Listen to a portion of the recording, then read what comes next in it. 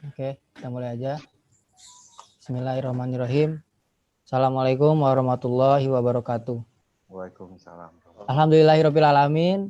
Wabillahi nasta'in wala umri tumaddin. Assalamualaikum warahmatullahi wabarakatuh. Sayyidina wa Maulana Muhammad. Alhamdulillahirrahmanirrahim. Kita dapat kembali bertemu di kelas rutin online ini pesantren properti. Insya Allah kita adakan 1 minggu 3 kali. Alhamdulillah pada malam hari ini pemateri kita ini menurut Pak Guru kita ini sangat spesial kalau menurut Pak Bambang ini. Salah satu murid andalan kota Pak Bambang. Beliau adalah Pak Subari Prianggodo, salah satu developer besar di Tasikmalaya. Betul Pak Subari ya? Pasti belajar Mas, insya Allah. Amin, amin, Rabbal Alamin.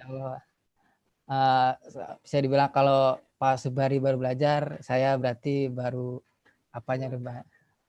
Insya Allah pada malam hari ini kita akan mengambil ilmu Pak Subari, kita mendengarkan ilmu Pak Subari, kita bisa sharing bersama mungkin dengan beliau. Semoga malam hari ini kita bisa malam hari ini semoga lancar, ilmu yang diberikan kepada kita bisa berkah. Insya Allah amin, amin ya rabbal alamin. Mungkin langsung saja kita mulai karena kita terbatas oleh waktu, maka waktu pertama kita berikan kepada Pak Bambang. Silakan Pak Bambang untuk pembukaan. Mas Riko buka. Mas Riko. Ya, Pak, jadi alhamdulillah hari ini kita ada 2 guru yang akan teman-teman diajak diskusi, yaitu satu Mas Riko Tomo, ya jadi andalan kita untuk masalah perencanaan arsitek. Kedua dari Pak Bari, itu ya pokoknya ilmu silatnya di Tasikmalaya paling unggul lah gitu. Ngadepi masa corona ini karena Pak Bari kan banyak bergerak di FLPP. Alhamdulillah kelincahan dan ilmunya dengan Bu Siliwangi ini akhirnya ternyata Mas Reko. Halo Mas Reko? Ya Pak, suaranya hilang-hilang Pak. Ali, mati dulu. Masih dengar Pak Bari? Ada. Jadi pengalamannya yang malang melintang kurang lebih sudah hampir 12 tahunan. 10 tahunan Pak Bari ya? Jadi sudah ya 2006 mulai di 14 tahun lah kurang lebih. Ya, 14 tahun berarti. Jadi sudah cukup panjang perjalanan kami dengan Pak Bari. Alhamdulillah sampai hari ini silaturahmi tetap terjaga dengan baik. Kita senang bangga selama silaturahmi kita itu dengan suka dan duka itu selalu ada. Jadi kalau saya ke Tasik, ke Banjar, ke Bandung, ke Jakarta, kalau lewat darat pasti itu harus mampir tuh ke tempatnya Pak Bari, entah makan apa, nggak ngerti, jengkolnya terutama. Makan jengkol. Terutama jengkolnya. Dan kebetulan kami juga orang tua kami juga dari Tasikmalaya. Ya, bapak kami dari Tasikmalaya. Tapi karena terlahir dari Jogja, logatnya sudah logat Jogja itu. Jadi suruh ngomong Sunda blas, buatan kertos blas pokoknya, buatan kertos blas. Dan Pak Bari tidak, intinya hanya ingin nyampaikan teman-teman bagaimana pengalaman nih menghadapi situasi yang benar-benar di luar sangka kita. Kalau kami pernah mengalami seperti ini pada saat Jogja, tapi skalanya hanya lokal, hanya DIY saja. Kami masih bisa bergerak ke Banjarmasin, ke Cirebon, ke kota-kota kecil masih memungkinkan. Tapi sekarang kan semuanya imbasnya ke seluruh kota di Indonesia. Yang mana bukan Indonesia, tapi dunia. Dan diperkirakan proses ini paling cepat kan sampai dengan akhir Januari ya, Januari. Baru bisa normal. Normal itu paling pergerakannya sudah masih cukup lambat. Kami kemarin satu cerita, insya Allah nanti kita akan ngisi kelas khusus di luar hari Senin, Rabu dan Jumat. Kami punya murid juga, orang hebat ya, lulusan dari Amerika, hidup berlama di Singapura. Pada saat kenal dengan kita itu masih hanya 5 atau 10 anunya, usaha di bidang rumah makannya. Tapi setelah dengan kita, karena dia tahu ilmu properti, tahu caranya negosiasi, sekarang hampir punya 250 outlet rumah makan di seluruh Indonesia. 150, nggak main-main.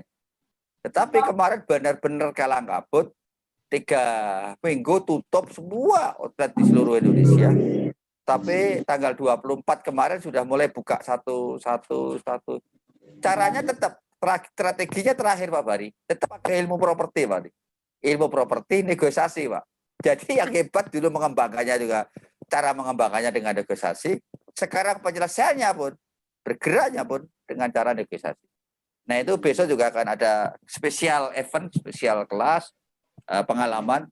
Saya belum berani menyebutkan orangnya, ya, karena dia juga salah satu, ya, ketua asosiasi pengurus, entah ketua, kalau nggak salah ketua dia, asosiasi mall seluruh Indonesia. Dan dia juga mungkin salah satu yang punya rumah makan terbesar di Indonesia. Ya. Dia cukup lama bersahabat dengan saya. Sama usianya juga sempat hampir 14 tahun Pak Bari. Kedua juga sampai hari ini bersyukur juga masih join di bidang properti sama beliau. Walaupun kita berbeda akidah, keyakinan, ya, tapi tetap dia menjadi bagian saudara kami, dan alhamdulillah justru malah konsisten sampai hari ini, persahabatan, pertemanan, saling tolong ya sampai hari ini terjadi. Monggo Pak Bari tidak panjang-panjang, dan besok hari Jumat satu event yang saya akan ngisi sendiri setelah 1,5 bulan nih merenung, akhirnya tahu cara Pak Bari, cara bagaimana sebetulnya dalam situasi ini masih tetap bertahan dan masih tetap ada income, karena hanya 2 sekarang. Coba benar nggak Mas Reko? Yang situasi ini hanya 2 yang masih hidup. Kalau 3 lah. Yang pertama paling hebat saat ini adalah yang punya bisnis di bidang telekomunikasi dan bisnis terutama Zoom, ya, itu luar biasa kenaikan profitnya. Kedua di internet, tapi itu di luar jangkauan kita lah. Tapi secara normal yang sekarang masih hidup, situasi hidup yang masih hidup, yang tidak kena terdampak apapun adalah lembaga pendidikan. Contoh anak kami sekolahnya walaupun online, SPP-nya tetap ya Mas Reko ya, betul Pak Hari? Sama Pak, ya, kan? Jadi beberapa juga yang cerita bahwa karena work school from home nih jadinya si beberapa SPP nggak kebayar Pak, gitu. Terutama yang mereka sifatnya SKS gitu Pak.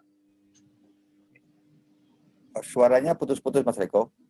Ya, jadi barusan kemarin juga ada sempat ngobrol Pak sama salah satu kampus di Bandung gitu, cerita bahwa ibu itu sebagai rektornya cerita bahwa ternyata sekolah pun kena dampak gitu. Dalam artian karena sekolah itu dia bayarannya berupa SKS Pak. Nah SKS itu tidak terpenuhi dari target yang sudah ditentukan, seperti itu nih Pak. Jadi intinya kalau kita berbicara semua dampak, ya semuanya berdampak sih sebenarnya gitu. Ya benar, semua berdampak, tetapi ada yang masih bertahan karena dia nggak mungkin keluar gitu. Sekolah gitu kan, gitu tetap berdampak tapi tidak mungkin keluar dia. Seperti anak kita punya anak ya tetap online, SPP-nya tetap sebulannya 3,4 juta tetap bayar terus ya SPP-nya, nggak dikurangi. Nah karena di swasta ya mungkin karena bukan SKS dia, SMA tetap bayar sekolahnya dari jam 9 sampai jam 12 online. Nah ini satu cerita pengalaman. Dan hari Jumat nanti saya yang akan ngisi sendiri, karena kebetulan Mas Haris harusnya jatahnya Mas Haris tuh, tapi menghilangkan diri itu. Dia nggak berani ketemu Pak Bari ya, nggak mau Mas Reko. Akhirnya yang ngisi saya sendiri besok. Saya mau cerita pengalaman kami selama 1,5 bulan ini, bagaimana tetap masih ya alhamdulillah masih bisa bertahan dan malah justru bisa berkembang. justru berkembang luar biasa. Menurut saya justru insya Allah pesantren properti jauh bisa lebih berkembang. Monggo tidak perlu panjang lebar, waktu saya berikan kepada Pak Bari. Pertama nanti langsung think tank dengan Mas Reko, mohon ditambah-tambahi juga kita bertiga, tambahi daripada apa yang akan disampaikan Pak Bari. Monggo Pak Bari, waktu dan tempat saya persilakan. Ya. Assalamualaikum warahmatullahi wabarakatuh. Ya, teman-teman, perkenalkan saya Bari, panggilannya Pak Bari kalau di Tasik gitu. Alhamdulillah di sini saya tuh bukan pengajar, bukan guru juga, tapi saya hanya ingin berbagi pengalaman saja bagaimana bisa menjalankan usaha developer selama hampir kurang lebih 14 tahun ini. Dalam perjalanan ini menjadi developer itu ya terus terang tidak mudah. Saya merangkak dari mandor bangunan. Pertama waktu bertemu dengan Pak Bambang itu saya masih jadi kontraktor mandor bangunan. Nah, ikut kelasnya Pak Bambang, seminar di Tasik, bagaimana jadi developer, ya alhamdulillah sampai sekarang keterusan Pak. Tahun 2008 ya kalau tidak salah, Pak Bambang itu ngisi di Tasik. Jadi begini teman-teman, sesuai tema, ya bagaimana dilematisnya program perumahan yang FLPP, perumahan subsidi ya. Alhamdulillah saya memulai pembangunan rumah subsidi, mencoba itu dari tahun 2015. 2015 itu saya membuat rumah subsidi kurang lebih 1.000 unit di Cintaraja, daerah Kabupaten Tasikmalaya. Yang di kota Tasikmalaya, di kotanya kurang lebih 250 unit tanah. Yang di kota alhamdulillah dalam jangka waktu 1,5 tahun beres, habis, selesai. Yang di Cintaraja sekarang sudah pembangunan ke 700 unit. Jadi beratnya itu dirasakan perumahan subsidi itu dari tahun kemarin, dari tahun 2019. Tahun 2019 itu yang paling berat itu kita kehabisan kuota. Kuota itu sudah habis di bulan Agustus. Jadi banyak teman-teman kita yang mau rumahnya sudah ready, tidak bisa diakadkan. Akhirnya nunggu di tahun 2020 ini. Tahun 2020 ini juga terhambat oleh adanya corona ini. Adanya corona ini sangat menghambat dalam hal legalitas persyaratan untuk akad di perbankan. Karena apa? Rumah subsidi ini adalah tipe perumahan yang ditujukan untuk perumahan masyarakat berpenghasilan rendah, tapi saya rasa perlakuannya itu melebihi dari perumahan komersil. Kenapa begitu? Karena syarat untuk akad di rumah subsidi itu semua legalitas harus sudah siap. Sertifikat harus sudah split, IMB sudah split, bangunan harus ready 100%, dicek oleh lembaga independen itu satu, oleh namanya SLF, sertifikat layak fungsi, oleh konsultan satu, dari perbankan satu. Jadi 2 kali dicek kualitasnya. Jadi betul-betul rumah subsidi ini adalah rumah murah yang diperlakukan khusus secara mewah menurut saya. Karena tidak ada lagi seperti dulu ya. Sertifikat masih proses induk, masih bisa akad oleh PPJB, masih bisa. Kalau sekarang sudah tidak bisa lagi. Sekarang mau proses saja di BTN itu sertifikat harus sudah pecah. IMB sudah pecah karena BTN sudah memberlakukan sistem proses online oleh computerized di pusat semua. Jadi legalitas harus sudah beres semuanya, baru bisa diproses. Nah itu problem buat kita. Problem buat kita di kala yang di corona ini. Sertifikat belum beres dipecah karena di BPN kerjanya tidak waktunya tidak normal. Banyak yang kerja WFH, jadi mecah sertifikat yang biasanya kita 1 bulan beres, sekarang udah 3 bulan tidak beres, rumah sudah jadi tidak bisa akad. Nah itu kendala yang kita alami sekarang ini. Dan yang kita alami juga, teman-teman alami juga. Satu hal yang akan lebih memberatkan lagi, diperkirakan kuota rumah subsidi tahun 2020 ini, di bulan Agustus sudah habis juga. Jadi, untuk teman-teman yang sekarang mengerjakan rumah subsidi yang sudah siap akad, sudah keluar SP3K, secepatnya diakadkan. Karena belum tentu setelah lewat lebaran ini masih ada. LPP kuotanya sudah hampir habis. SSB baru mau mulai diluncurkan. Skim BP2BT itu sangat sulit dilaksanakan. Jadi untuk kita developer yang fokus di rumah subsidi ini betul-betul terhantam di depan, belakang, kiri, kanan betul-betul terhantam. Yang saya lakukan bagaimana cara menyelamatkan perusahaan yang dikala krisis ini. Jadi yang saya lakukan ini ya bukan dijadikan panduan oleh teman-teman karena ini kasus yang salah kasus per kasus. Saya mulai menjual kapling rumah subsidi. Itu lumayan banyak orang yang tertarik untuk membeli rumah kapling secara murah. Kapling-kapling dijual, kaplingnya saja tidak dengan rumah. Kapling dijual, program cicilan atau program cash. Yang kita kejar program cash keras. Harga kapling dijual 75 jutaan. Kurang lebih per kapling.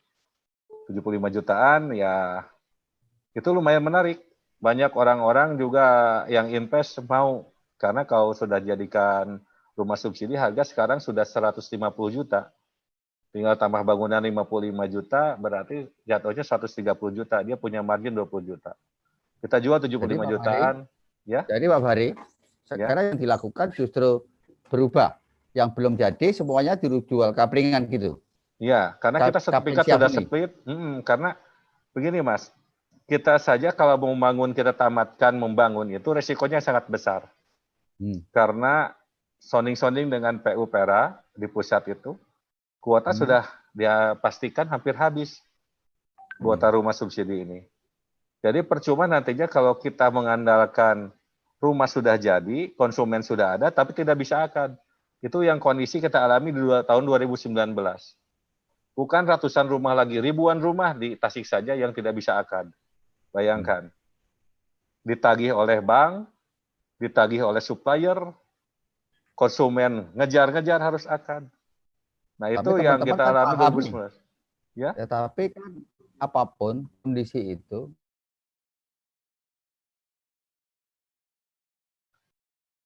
Gimana, Mas?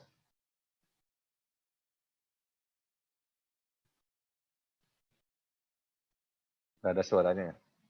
Ya, kita teruskan.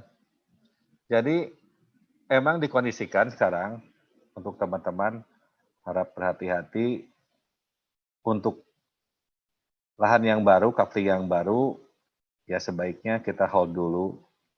Apalagi untuk lokasi yang baru, jangan dulu. Yang paling pasti sekarang, saya mengurangi produksi. Produksi yang rata-rata per bulan 30 unit, saya stop dulu untuk sekarang. Sekarang meskipun banyak SP3K yang sudah jadi, kita bereskan dulu rumah yang sudah ready stock. Rumah ready stock kita akan akadkan dulu. Walau bagaimanapun juga kalau kita teruskan nanti akan berat karena tidak ada kepastian dari pemerintah. Kuota rumah subsidi sudah pasti ada. Terus malah kemungkinan ya di Agustus ini sudah habis. Pemerintah dikala semakin susah ini, bantuan pemerintah itu dirasakan untuk developer tuh sangat minim ya. Karena apa ya, untuk kita mau merestrak hutang-hutang kita di perbankan juga ada kesulitan, meskipun itu instruksi presiden, tapi dari bank sendiri itu tidak respon dengan cepat. Kita tidak bisa mengakadkan juga rumah yang sudah jadi belum bisa cepat akad. Nah, tapi bank berjalan terus. Jadi yang paling utama ini kehati-hatian dalam rumah subsidi di sekarang ini. Kalau ada pembangunan yang baru lebih baik di hold dulu. Apalagi mau buka proyek baru, stop dulu. Situasinya sangat tidak menguntungkan kita sebagai pengembang. Kalau Terus yang saran sudah Pak ada Bari, sekarang, sertifikat sudah split, sudah pecah, usahakan bisa menjual coupling cash. Usahakan kita bisa membuka cicilan ke in-house kita. Nah, untuk teman-teman yang sudah terikat dengan perbankan, sertifikat-sertifikatnya dan sudah mengambil KYG, saya sarankan secepatnya untuk merestrak pembiayaan di perbankan. Merestrak bagaimana menunda cicilan bunga atau cicilan pokok. Biasanya cicilan pokok saja yang ditunda, cicilan bunga tetap berjalan. Itu aja sudah sangat berat. Nah, mungkin dari saya segitu, Mas.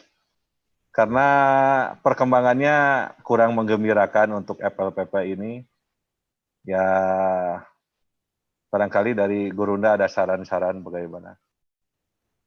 terima kasih Pak Bari. Ya, tapi kan akhirnya kan yang dilakukan adalah kan bagaimana tidak mungkin. Makanya kemarin sudah saya sampaikan beberapa teman-teman. Pokoknya bagaimana caranya. Wong kita juga beberapa teman yang di Magetan, di Wonogiri, itu kan SP3 sudah, semua sudah. Ngakat nggak bisa, Pak Bari ya. Ya, sama itu. Ngakat nggak bisa. Setelah bisa pun nggak cair-cair karena tidak ada FFS, nunggu SFL gitu.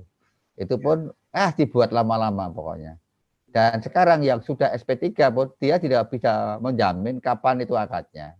Maka yang kita lakukan juga sama. Saran saya sekarang bisnis yang masih menguntungkan. Di properti kalau kita sudah terjun, sudah masuk, kan nggak bisa balik lagi. Tidak nggak mungkin keluar dari, maka saya sampaikan. Kalau teman-teman masuk ke dunia properti, kadang-kadang berpikirnya gini. Bersiap-siaplah kehilangan kebahagiaan. Kadang-kadang gitu Pak Bari ya. Ya, betul. Siap-siaplah kehilangan kebahagiaan. Itu kan harus disadari. Tetapi kehilangan kebahagiaan tetap sesuatu yang menarik, yang menantang. Jadi itulah yang saran saya, ya sudah. Nggak ada cara lain bagaimana bisa menyelesaikan seluruh kewajiban-kewajiban. Lebih baik kewajiban-kewajiban yang ada di luar itu dari kalau sudah terlanjur di perbankan, ya sudah digantikan posisinya adalah posisi investor supaya tidak punya kewajiban yang tetapi tidak kehilangan aset. Kalau saya sarankan selalu lebih baik saya tidak menjual 75, saya menjual 60 juta, kita invest di situ 15 juta, tapi yang 50 juta, 60 juta sudah balik, gitu kan? Tetapi kita masih punya potensi keuntungan terhadap objek itu. Itu yang saya sarankan Pak Bari. Jadi contoh kita punya kewajiban di perbankan, anggap aja 10 miliar.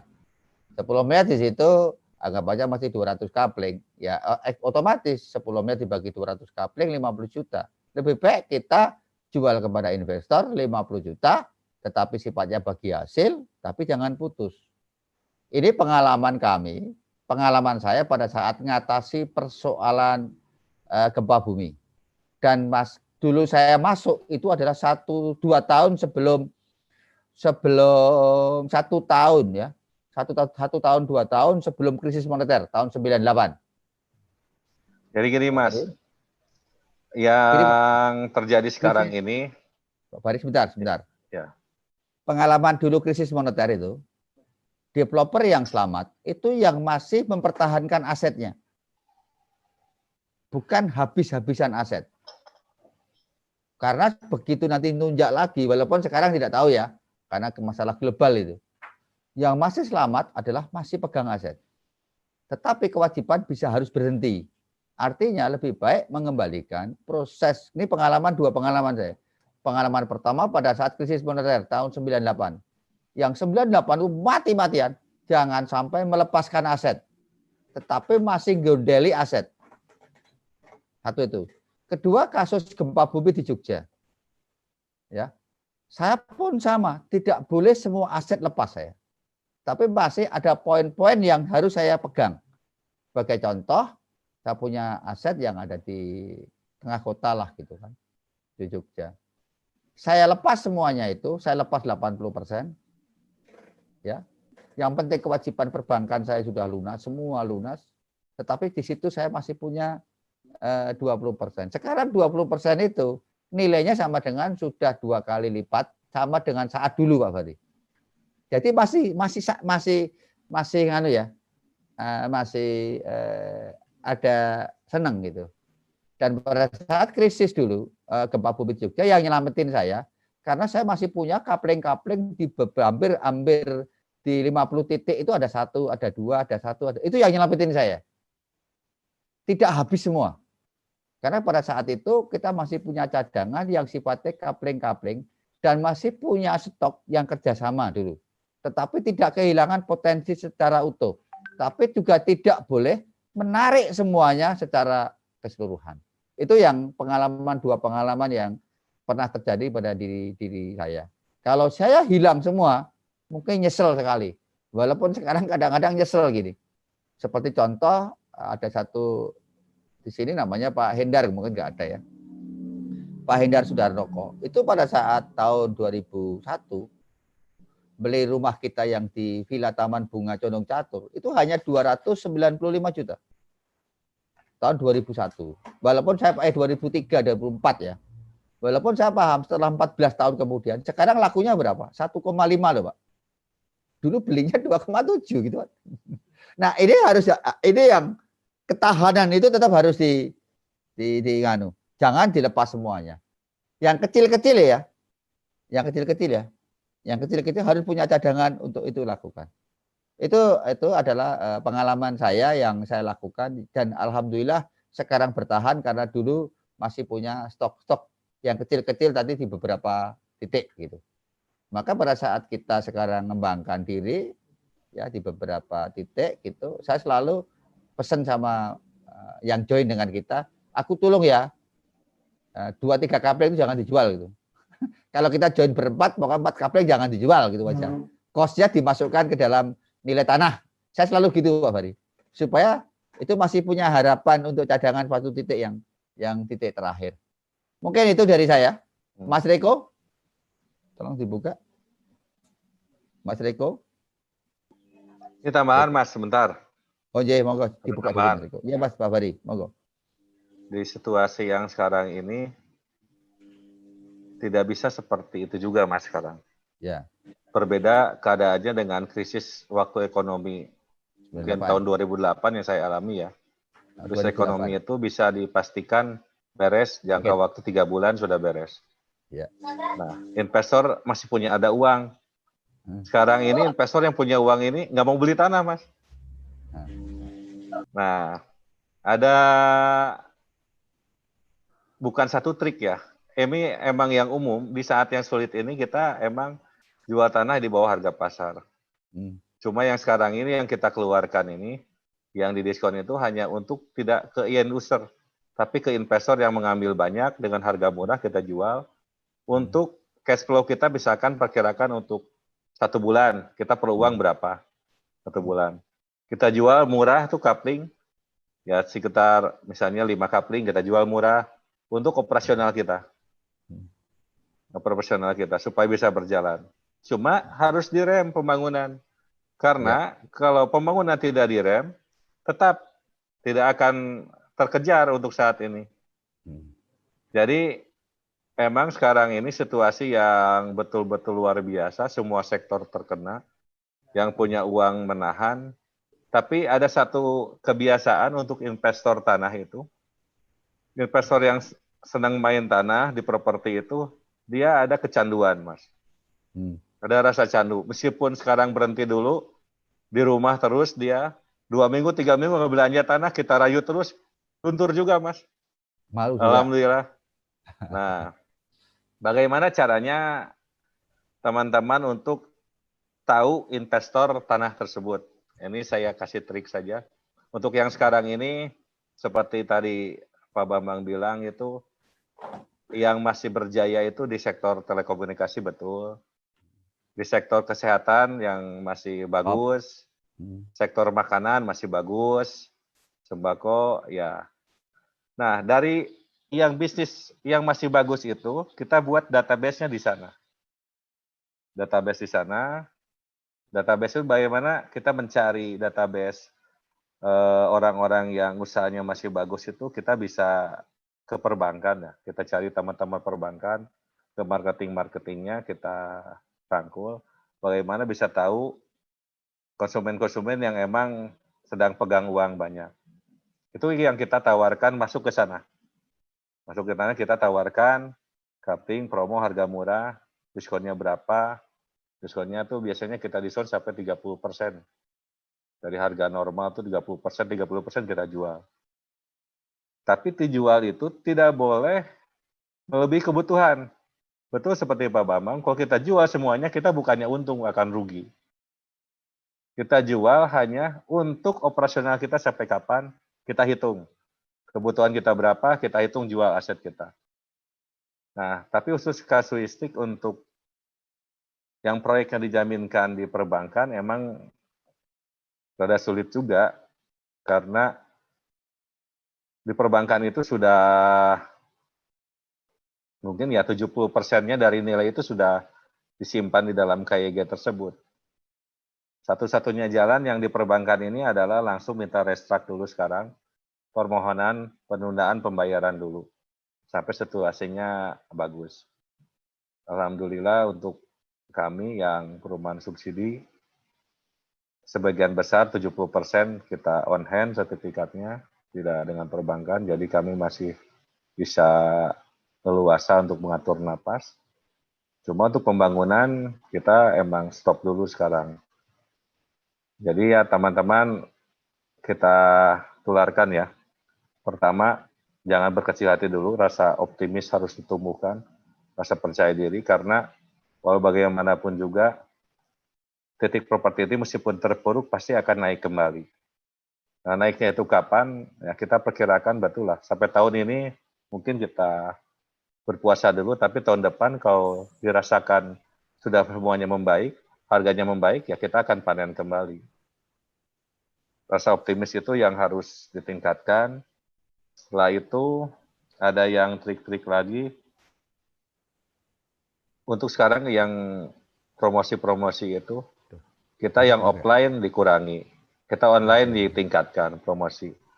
Marketing promosi itu ya terus-terusan di follow up terus. Minimal kita mengumpulkan database saja dulu untuk sekarang. Apa? Database teman-teman yang membutuhkan di kota saya yang di Jakarta, tidak bisa pulang ke Tasik. Kita terus hubungi, kita jadikan database. Rajin-rajinlah mengumpulkan database, kan dari database itulah nantinya kita akan mendapatkan konsumen yang potensial.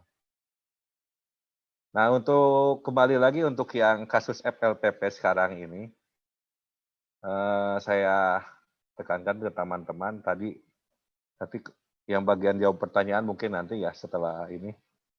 Sekarang mungkin lanjut ke Kang Reko. Kang Reko, tambahan bagaimana Kang Reko? Ada Kang Haris juga tuh, guru saya Kang Haris. Pak Bambang, kayaknya kalau saya ngobrol hari ini sayang Pak, soalnya Kang Bari ini banyak ilmunya yang masih digali Pak, gitu loh. Jadi mungkin lebih baik Kang Bari yang banyak mengisi hari ini sebenarnya gitu Pak, menjelaskan semuanya gitu Pak.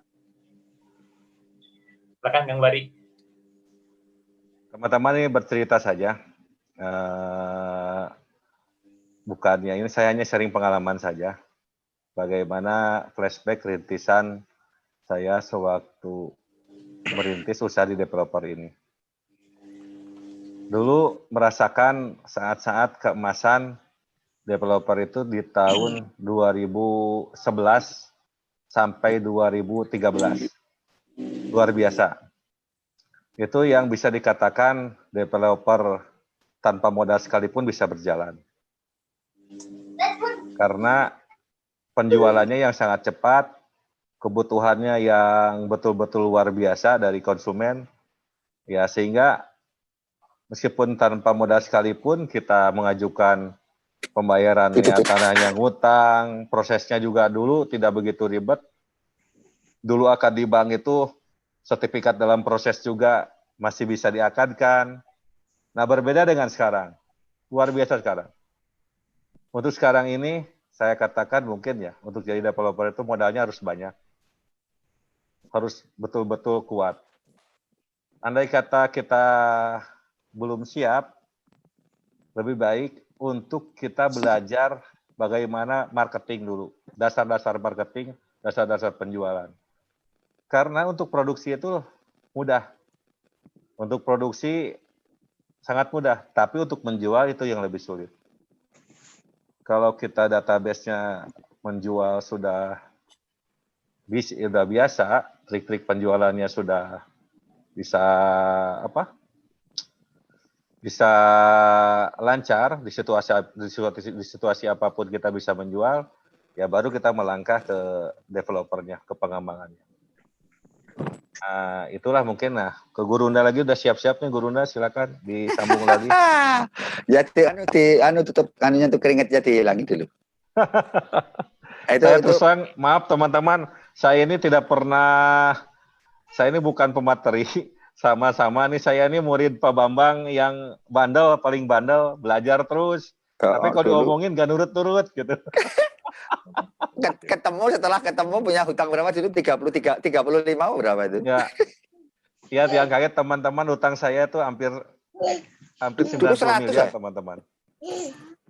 Alhamdulillah sekarang separohnya sudah hilang, sudah bebas. Dulu berapa hari waktu ketemu kita tuh? Lama nggak nongol? Iya, 90-an Mas. 90-an ya, saya ingat ya itu. 90-an. 90-an ya. Bayangin ya teman-teman semuanya. Pak Fahri dengar? Iya, dengar. Dulu saya ingat sekali pada saat itu Pak Fahri ketemu kita sudah lama, 8 tahun, 9 tahun nggak ketemu, temu saya dikasih tugas, dikasih tahu kalau hutangnya hampir 90 M itu. Waduh, top itu, keren tuh saat itu. Saya itu keren karena sekarang bisa lempoh gitu kan ya. Tapi satu cerita nih Pak Fahri. Pak Fahri, contoh kasus ya, tanya Mas Bedit. Mas Bedit dulu, ya, Mas Bedit saat dulu, ini Mas Haris, Mas Haris. Ya, nih, ya. Kaosnya sudah pakai nih, nih. Ini saya pakai ini nih. Tuh, saya pakai ini. Loh, Mas Haris saya belum dikirim, Mas Haris. Nah, ini punya Mas Haris nih. Nih, banyak teman, banyak rezeki nih. Nah, ya. Mas Haris, saya kirim yang banyak X-nya. Ya, teman-teman ini saya tuh cerita nih, Pak Bari. Mungkin kalah cepat saja. Kayak kasus punyaan si Pak Mas Bedit. Dia cash flow keluarga sudah aman, Pak Bari. Jadi dia ngamankan untuk cash flow 5 tahun untuk keluarga, Pak Fahri. Maka ada project, ada yang dia bersistem syariah, nyicil developer, tapi sudah pecah sertifikat dan semuanya, itu untuk ketahanan keuangan keluarga. Saya baru mau menginjak tatanan untuk operasional, tapi kalah cepat Pak Fahri. Seperti yang dilakukan oleh pengembang-pengembang besar itu Pak Fahri, itu selalu dia dari total contoh bebaskan 50 hektar. Pada saat bebaskan 50 hektar, dia akan simpen, akan cari yang dijual tanah kapling plus 1 klaster untuk operasional 5 tahun Pak Fahri. Yang dia nyicil kepada developer. Saya baru sampai tatanan nyiapin cash flow keluarga. Ya, dicicil 5 tahun. Tetapi mau menginjak ke situ tapi keburu ini Pak Fahri. Itu yang dilakukan oleh Mas Bedit. Moga Mas Haris, Mas Reko. Mas Reko? Ya Pak, siapa? Gimana Pak? Moga Mas Reko.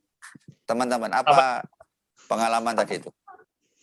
Kalau saya sih sebenarnya pamannya pasnya Kang Bari ini harusnya banyak banget yang bisa digali dari Kang Bari nih Pak. Maksudnya coba dong Kang Bari boleh cerita terkait dengan rumah yang sedang dikerjakan nih Kang Bari nih sekarang nih.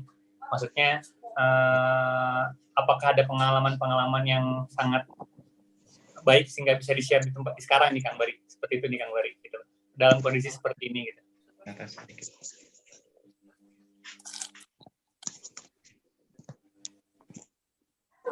Monggo Kang Bari. Jadi teman-teman, satu kalau kita menjadi developer, kita harus diversifikasi produk.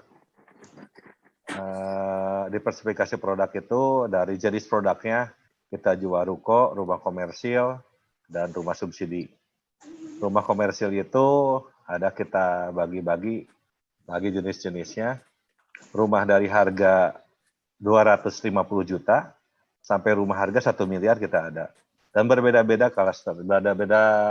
perumahannya, kawasannya. Itu yang kita alami, ya, alhamdulillah yang sampai sekarang membuat kita masih survive, masih berjalan itu ya sistemnya emang kita grup dari per bulan itu tidak bisa dipastikan dari proyek mana bisa menghasilkan uang, nah, tapi ada saja. Karena produknya banyak, ya mulai dari ruko, rumah 1 miliaran, rumah 250 juta, rumah 300 juta, itu yang membuat kita masih bisa survive.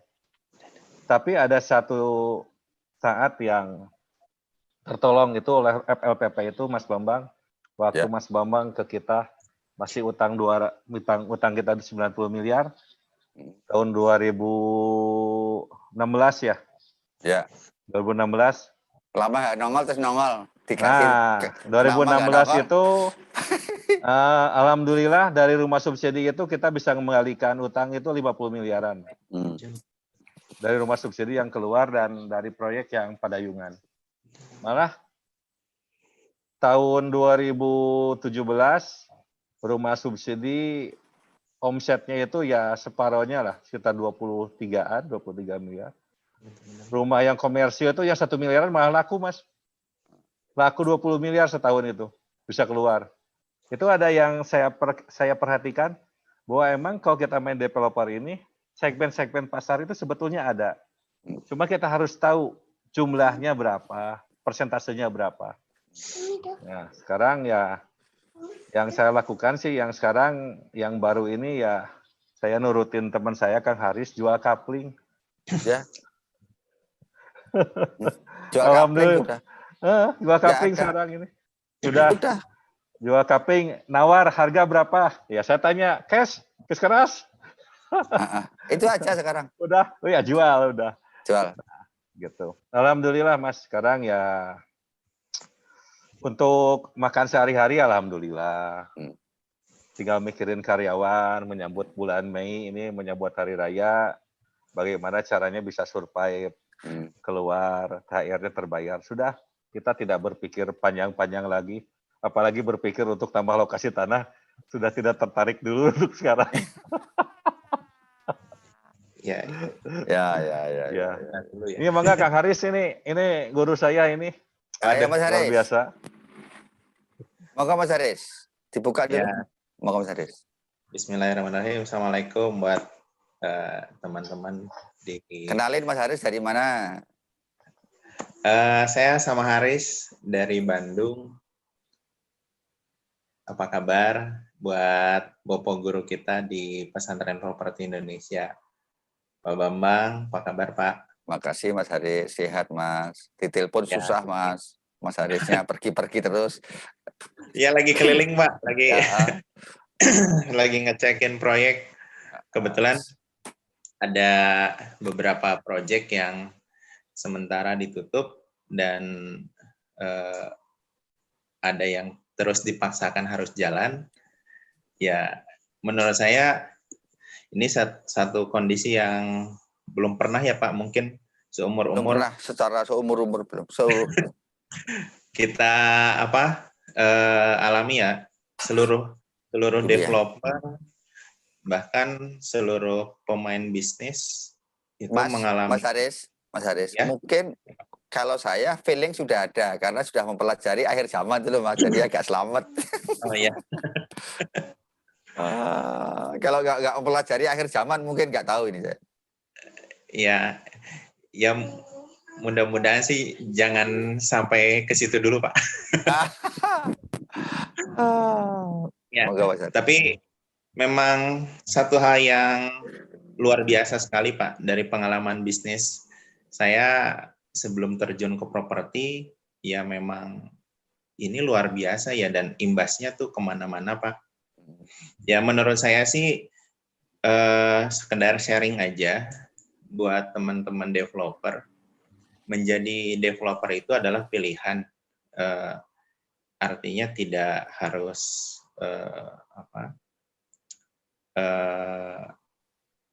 fokus di developer, ya artinya harus melakukan diversifikasi usaha. Mulai sekarang saya juga berpikir untuk memperluas bisnis Pak di luar properti, karena sebelum-sebelumnya saya bisnis di travel agent, itu sempat 10 tahun, terus di properti ini baru 5 tahun, memang pas kehantam kerasnya di properti ini Pak. Tapi alhamdulillah selalu melihat dari sudut pandang positif. Saya juga kemarin sharing dengan Kang Reko, di properti sekarang ini memang berat Pak. Bahkan kalau di salah satu buku properti itu ada sunset dan sunrise, menurut saya ini sekarang ini periode sunsetnya Pak. Bukan sunrise properti, mungkin tadi Kang Bari bilang 2011-2013 itu sunrise, tahun 2020 ini sunset. Artinya ya jangan memaksakan diri untuk berbisnis properti sebaiknya sih. Ya. Kalaupun misalkan ini tetap berjalan, ya yang saya lakukan di Bandung, karena kebetulan sekarang ada 16 lokasi yang sedang berjalan. Hampir semua project saya itu saya arahkan untuk project manager itu untuk jual cash keras atau cash tahap aja Pak. Yang penting minimal balik modal plus profit sedikit, take it aja, jangan ditahan gitu. Karena ibaratkan sunset, kalau bisnis properti itu sekarang menurut saya sih lagi sunset ya. Jadi itu lagi tenggelam gitu Pak. Bukan arahnya terbit, tapi arahnya lagi tenggelam. Tapi itu nanti akan terbit lagi. Tapi kayaknya nggak di tahun ini. Mungkin 2 atau 3 tahun lagi Pak baru bisa sunrise. Nah artinya teman-teman mungkin harus sudah mempersiapkan diversifikasi usaha yang lain. Yang paling penting adalah logistik ya. Logistik, karena logistik ini menentukan logika. Kalau misalkan teman-teman istilahnya bingung karena nggak ada logistik, ya logikanya biasanya nggak jalan. Yang biasa saya lakukan adalah sekarang harus betul-betul lentur, harus melemaskan diri. Jadi kalau misalkan ada yang nawar, tadi betul setuju sama Kang Bari juga, ya jangan memaksakan lah. Kalau misalkan ada konsumen yang memang betul-betul nawar, cash apalagi Pak, ya dilepas saja Pak. Seperti yang disarankan sama Pak Bambang seminggu yang lalu, jangan megang sertifikat, karena sekarang ini uang cash lebih berharga daripada sertifikat. Betul ya Pak? Gitu. Ini memang kondisi yang sangat berbeda. Menurut saya pulihnya tidak akan dalam jangka waktu dekat. Mungkin untuk dunia 2-3 tahun. Ya 2-3 tahun itu menurut saya sangat-sangat rasional bahwa bisnis properti akan bangkit seperti yang tadi Kang Bari bilang di 2011-2013 memang itu periode keemasan, tapi di tahun ini 2020 mungkin kalau saya saran Pak Bambang, karena banyak santri-santri yang lagi belajar, sebaiknya ngikut aja Pak. Dalam 1, 2, 3 tahun ke depan ngikut aja ke developer-developer yang sedang berjuang Pak untuk tetap hidup di dunia properti ini. Itu aja mungkin Bapak, silakan kembali lagi ke ya. Oke, Pak, saya mau nambahin Pak. Saya mau nambahin Pak. Jadi terkait dengan tadi isu kembang surut mengenai properti ya. Jadi memang kalau umpamanya dilihat dari kacamata normal nih Pak, sebetulnya 2020 itu kalau umpamanya kita lihat dari kurva yang turun kira-kira 2-3 tahun lalu Pak, kurva naiknya tuh di 2020 sebenarnya Pak, karena pada saat 2019 tuh banyak proyek-proyek yang sedang berkembang Pak. Bahkan dari teman-teman properti yang istilahnya pemula pun banyak gitu. Berarti kan otomatis memang dari sisi kurvanya sudah mulai menaik. Cuman memang benar kata Kang Haris, everything can be happen gitu, karena 2020 ini kita nggak pernah memprediksi dengan adanya corona Pak gitu. Ya. Sehingga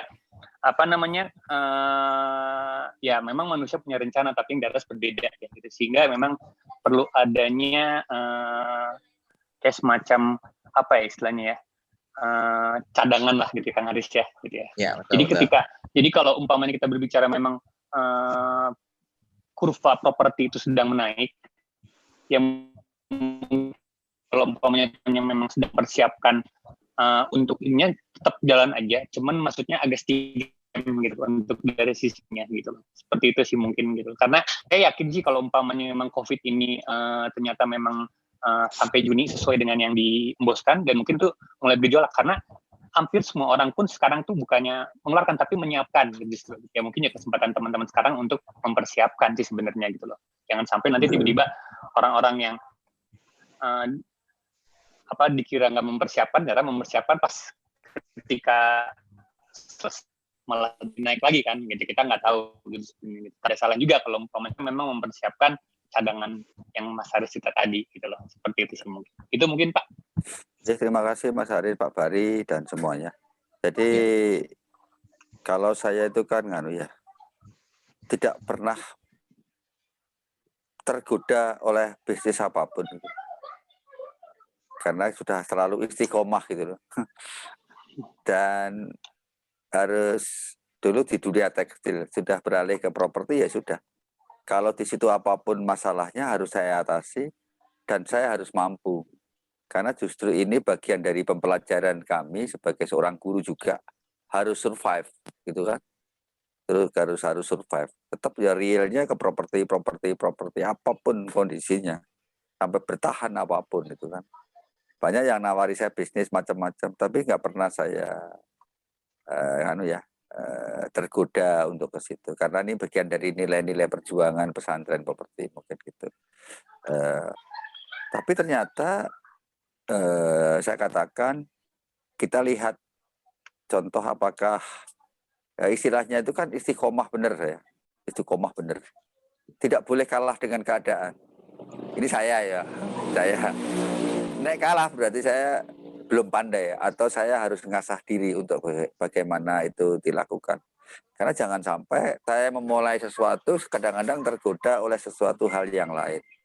Maka bagaimana yang seperti dilakukan perusahaan-perusahaan besar seperti contohlah saya nggak nyebutin yang jualan ayam-ayam gitu. Ayam ini kan ada tuh yang namanya macam-macam.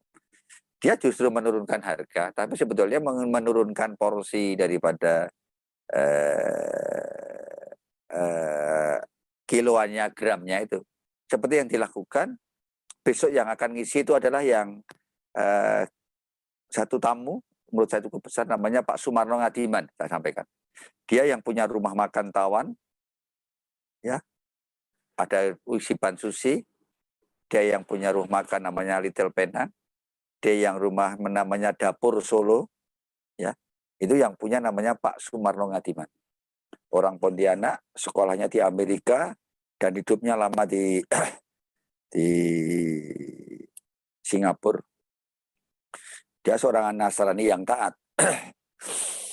Nah, dia akan ngisi jadi kita, tapi apa yang dilakukan, apakah dia karena sudah basisnya dari awal dia bisnis di Mas Hari ini mengilhami aja ya. Saya belajar sama dia juga, sering kayak konek-konek, karena dia skala sudah skala yang nasional banget gitu kan ya.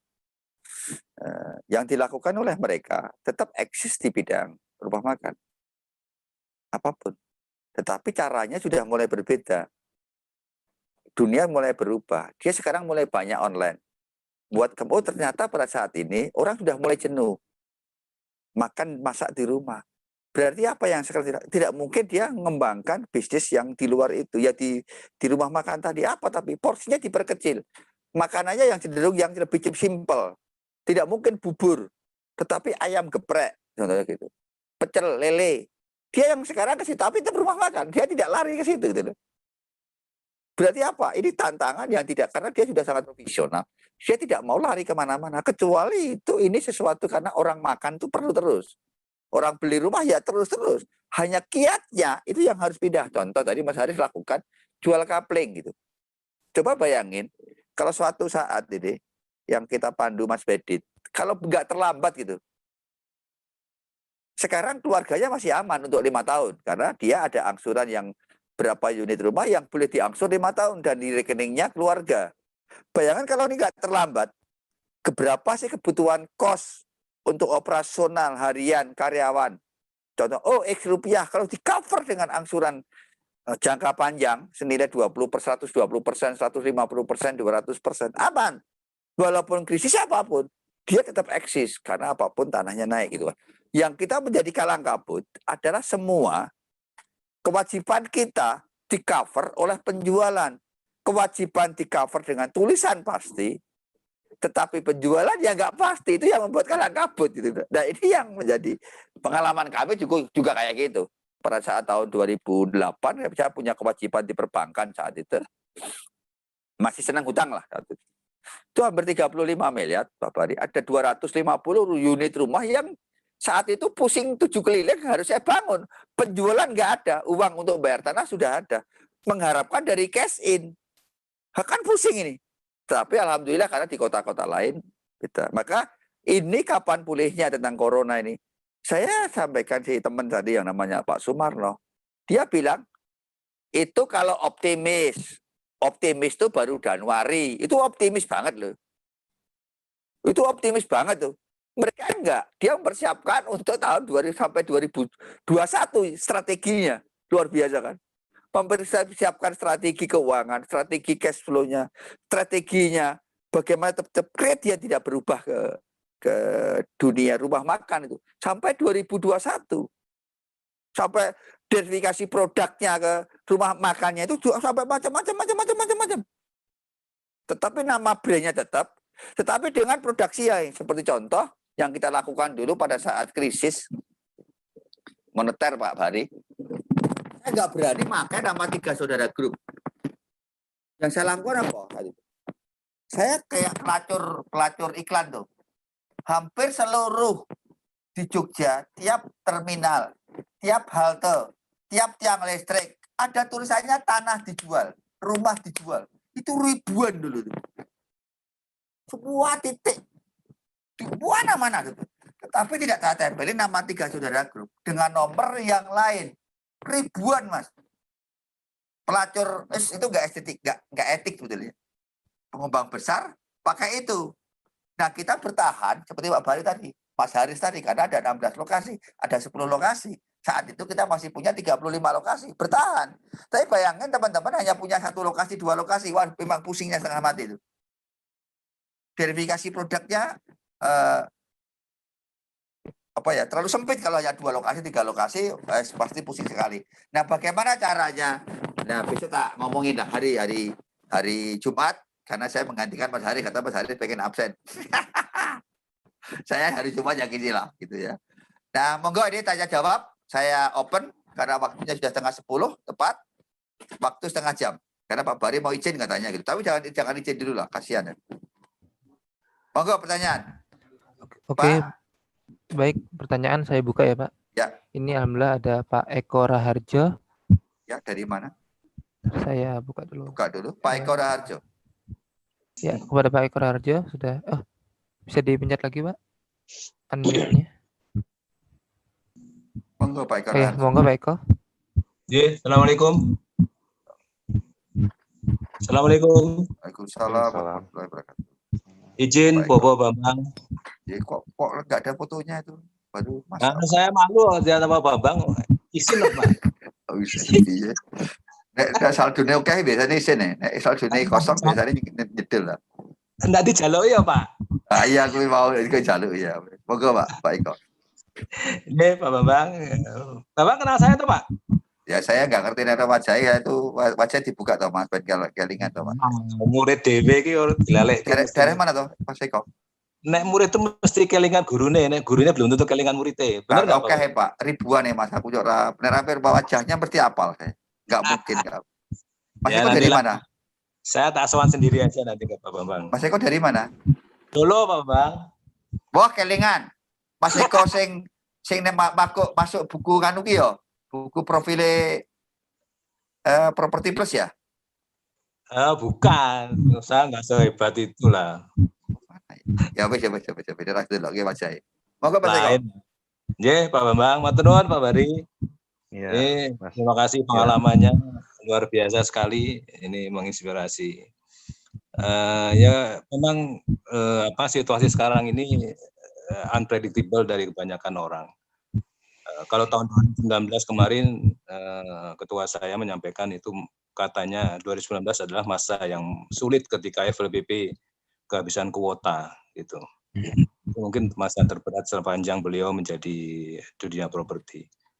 Tapi ternyata di 2020 peristiwa ini juga ya betul lebih berat lagi. Bahkan seperti kata Pak Bambang tadi, optimisnya aja 2021, nah nggak optimisnya kapan itu kan yang mesti kita nggak tahu. Oh, kelingan suarane saya.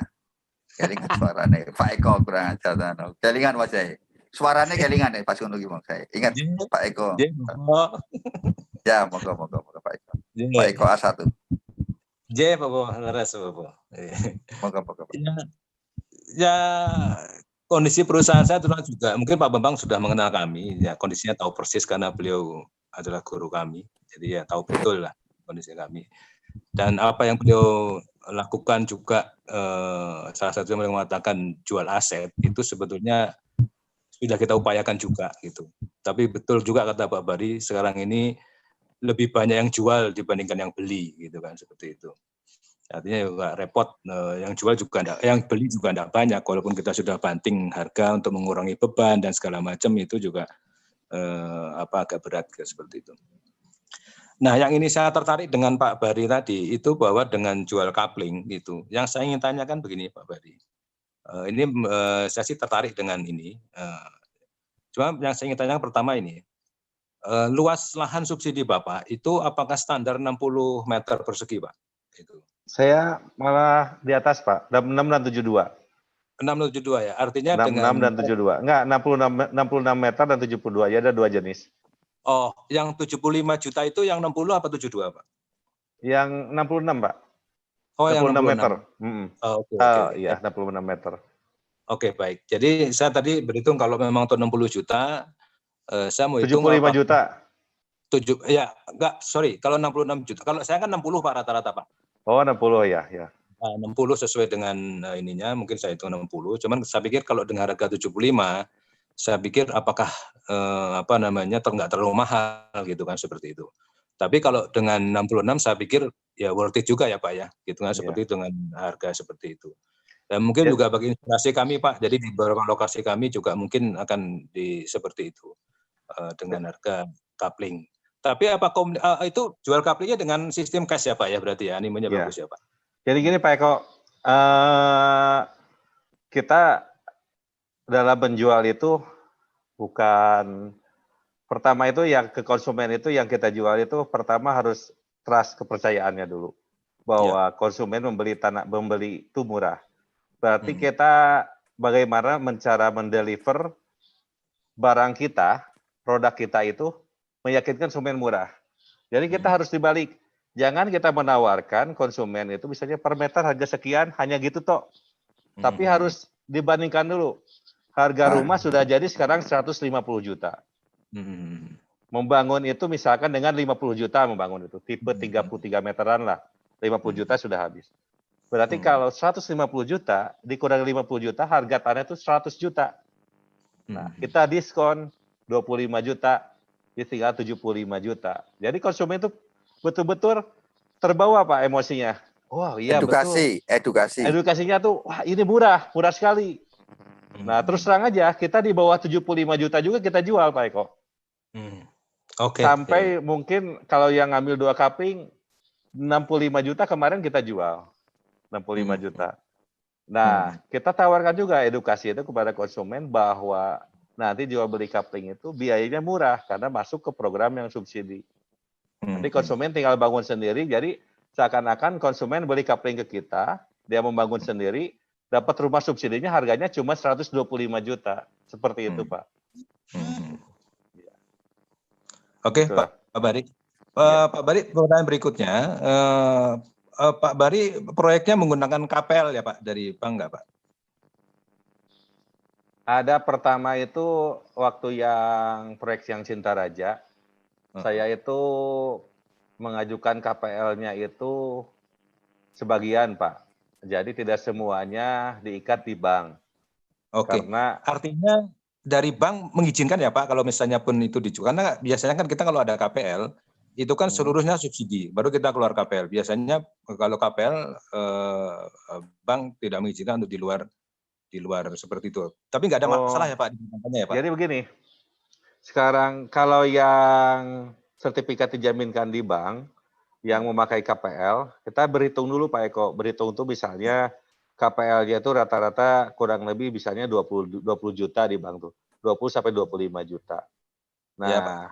Nah, yang KPL itu kita nanti ajukan permohonan ke bank bahwa kalau andai kata ada yang sudah deal, sudah bayar ke kita bayar cash. Jadi kita beritahukan ke bank itu bahwa kita menjual cash. Menjual cash. Itu bisa keluar sertifikat. Karena kan sertifikat kalau udah split, itu bisa keluar sertifikat, bisa kita cabut satu-satu, kita royal satu-satu. Gitu. Nggak ada masalah sebetulnya. Siap. Makanya Pak Eko kok mentongol, biasanya tidak tahu nongol itu. Karena bicara FLPP terus nongol ya. Yang berat ini begini, Pak Eko, yang berat ini kita udah ambil KPL, kita udah ambil KYG, udah ambil pembangunan. Ya. Pembangunannya belum beres, pembangunan belum beres, uangnya sudah habis. Nah itu rada berat pemikirannya. Biasanya yang kita alami itu ya teman-teman kita itu ya emang seperti itu yang kondisinya. Nah, tapi disiasatilah kita coba berusaha bagaimana, tapi tidak semuanya itu bisa dijual. Kalau dijual semuanya seperti yang saya tadi seperti kapling dijual murah, itu dijaminannya pasti rugi, tidak akan untung. Makanya kita harus cuma berhitung berapa persen yang bisa kita keluarkan seperti itu. Hanya untuk menutupi kos operasional saja. Ya, Pak Bari. Pak Bari, boleh pertanyaan berikutnya? Pak, kalau misalnya, ini menurut Bapak bagaimana? Kalau misalnya animonya, kalau misalnya kita jual subsidi itu kita jual harga rumah komersil dengan sedikit peningkatan mutu, tapi harganya bisa naik sedikit, itu animonya bagaimana? Atau peluangnya bagaimana? Atau misalnya tetap harga 150 juta dengan apa adanya, tapi kita jual dengan menggunakan kredit komersil. Kira-kira animonya gimana ya Pak Bari? Bisa kira seperti itu. Jadi pertama ketertarikan konsumen membeli rumah subsidi itu adanya cicilan yang flat yang murah. Cicilan flat yang murah itu berbedanya itu dengan komersil itu sekitar 300.000 sampai 400.000 per bulan. Itu sangat berat. Kalau kita mau jual komersil itu sangat berat dengan bunga komersil. Nah, terus kita harus berhati-hati juga. Namanya subsidi peningkatan mutu yang kita sering trik-trik developer itu, kita harus berhati-hati kepada pajak. Kalau sudah ditetapkan oleh pemerintah, misalnya harga 150 juta, kita jual 151 juta, itu ketahuan oleh pajak, Bapak akan dikejar PPN-nya. Nah, PPN itu 10% Pak kalau kita komersil. Itu sangat berat. Enggak akan bisa tertutup. Jadi nantinya kita akan kerja paksa, kerja bakti namanya. Karena ada contoh kasus di developer di sini, ada developer yang menggunakan triknya pengen diakadkan dengan subsidi, tapi sebetulnya dia jual di atas harga rumah subsidi, ketahuan oleh pajak, udah babak belur Pak. Babak belur, dikejar terus PPN-nya. Pajak tidak akan mau tahu itu trik peningkatan mutu atau apa, tidak akan mau tahu, pasti akan dikejar. Jadi lebih baik. Kalau misalnya begini, gimana Pak? Kan itu tetap harga kita jual 150 juta. Ya. Karena untuk PPN kan bukan masalah subsidi atau bukan, tetapi masalah parameter kita tidak kena PPN kan salah satunya adalah harga di bawah ketentuan pemerintah yang di bawah 150 juta. Itu tetap kena tidak PPN. Walaupun misalnya dia jual dengan harga komersil, dengan fasilitas komersil, tetapi tetap dia tidak kena PPN karena ketentuan pemerintah ada parameternya di mana PPN itu untuk rumah dengan harga tertentu seperti itu. Kalau nggak salah maksimal sih terakhir itu 140 juta ya Pak, seperti itu. Ya. Nah, ya, triknya adalah bahwa 150 ya Pak ya. Ya, sekarang 120. baru kemarin Pak, baru Ya, aja. 120 juta. Artinya itu bebas PPN, baik subsidi maupun dijual dengan kualitas komersil. Nah, yang 25 jutanya itu dianggap bahwa dia seolah-olah itu dari konsumennya membangun sendiri gitu Pak, seperti itu. Misalnya begitu bagaimana Pak? Nah, kalau tidak ketahuan aman. Kalau ketahuan nggak aman Pak. Iya pasti kalau ketahuan. Transaksinya kan 150 juta tetap Pak. Iya, di AJB itu pasti transaksinya segitu. Cuma kalau kita di price list ada ketahuan, nah pajak akan masalah. Saya rasa lebih baik begini Pak. Kita lebih baik main di dalam koridor yang aman saja, karena kita tidak tahu yang membeli konsumen kita apakah bisa menjaga harga atau tidak, kita tidak tahu. Lebih baik kita main di koridor aman saja Pak. Kalau subsidi kita jual subsidi saja. Kalau misalnya tidak terkejar ya kita ini Pak, kita dalam hal dalam hal ukuran bisa kita kurangi. Seperti itu Pak. Iya. Ya main-main aman ya Pak ya. Lebih baik main aman Pak kalau sekarang. Karena saya Pak Eko terus terang saya mengalami dengan Pak Guru kita juga mengalami dikejar-kejar pajak tuh babak belur Pak. Saya pernah diceritain iya, makanya Bapak Guru kita tuh gak mau bangun lagi karena takut sama pajak katanya Pak. Udah kapok saya habis. Saya tuh sebenarnya ya selalu ikut Bopo caranya. Saya juga termasuk cara hati-hati sih Pak gitu. Artinya kalau sudah sama pajak itu, aduh pecah kepala Pak. Pecah kepala. Bukannya untung malah buntung usaha. Buntung Pak, itu yang sesuatu yang dikorek-korek sesuatu buntung. Malah kasihan. Jadi monggo yang lainnya. Pak boleh satu lagi Pak, satu lagi Ya aja. wes, mau diborong sama Eko ini. Satu lagi Pak. Ya. Pak, kalau kan ini FLPP ini kan kelihatannya sudah di stop ini Pak, seperti itu. Artinya di bank-bank ini kan mulai berkurang ini kuotanya atau bahkan mungkin di stop. Animo BP2BT gimana Pak di sana Pak? Jadi BP2BT itu kalau saya rasa itu program Mission Impossible menurut saya. Program hanya bumbu-bumbu saja kepada kita. Berat Pak, berat. Beratnya di mana? Belum ada satupun yang realisasi Pak. Oh ya? Iya. Oh, oke. Jadi kalau di Jawa Tengah sih lumayan Pak gitu, karena kemarin di Solo terakhir itu di Pecabang Solo aja 200-an BB2BT keluar Pak itu. Ya makanya kalau saya sih belum ada Pak kalau saya. Jadi saya tidak bisa ini kan karena spesifikasinya juga sangat berat. Ya, betul. Nah yang kalau saya sih menghitung faktor risiko Pak. Faktor risiko itu kan ada 2 kali screening Pak. 2 kali screening itu dari PU Pera Pak. Nah apabila dalam akad itu, kita akad kan sudah diakadkan, jual beli dulu. Apabila dalam proses screening itu ada tidak lolos di screening kedua misalkan. Nah itu tidak lolos, konsumen itu dirasakan bukan kriterianya.